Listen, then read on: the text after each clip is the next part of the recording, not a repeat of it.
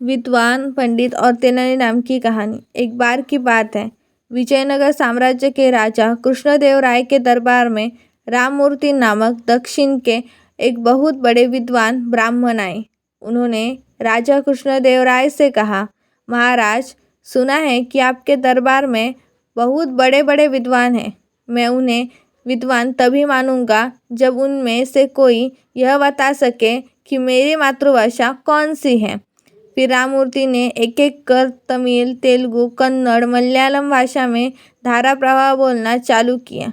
उनकी भाषा सुनकर ऐसा लग रहा था मानो वह जिस भी भाषा में बोलते थे यही उनकी मातृभाषा है।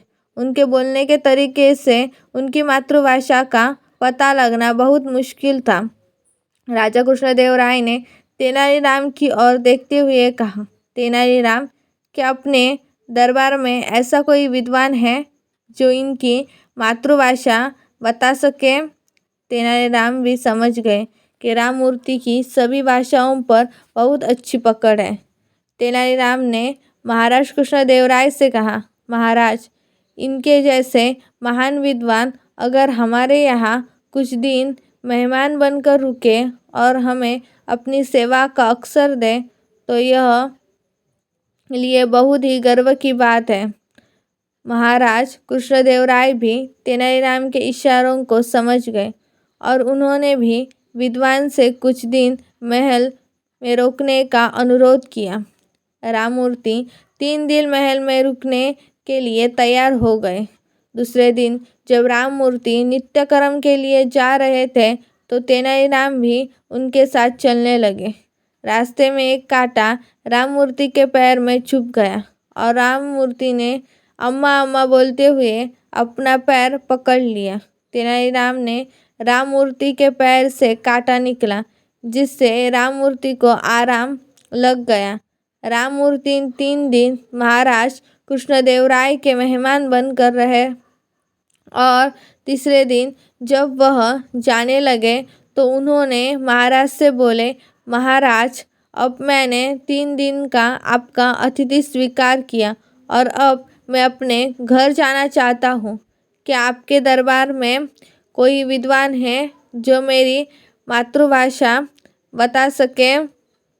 तभी तेनालीराम खड़े हुए और बोले, महाराज, राममूर्ति बहुत बड़े विद्वान हैं और इनकी भी सभी भाषाओं पर इतनी मजबूत पकड़ है कि यह बता लगना बहुत कठिन है। लेकिन मातृभाषा कौन सी है, किंतु मैं दावे से कह सकता हूँ कि इनकी मातृभाषा तमिल है। यह सुनकर राममूर्ति बहुत प्रसन्न हुए और तेनालीराम से पूछा, तेनालीराम, तुम्हें कैसा पता चला कि मेरी मातृभाषा तमिल है?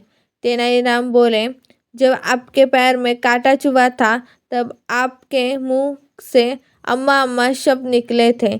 जब व्यक्ति कठिनाई में होता है तो अपने माता पिता या परमेश्वर को याद करता है और वह भी उसकी मातृभाषा में।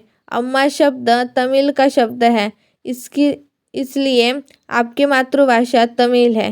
तेनालीराम की बुद्धिमत्ता को देखकर राममूर्ति बहुत प्रसन्न हुए और तेनालीराम की बुद्धिमत्ता की प्रशंसा करते हुए चले गए और राजा कृष्णदेवराय ने प्रसन्न होकर तेनालीराम को ढेर सारे उपहार और सम्मान दिया।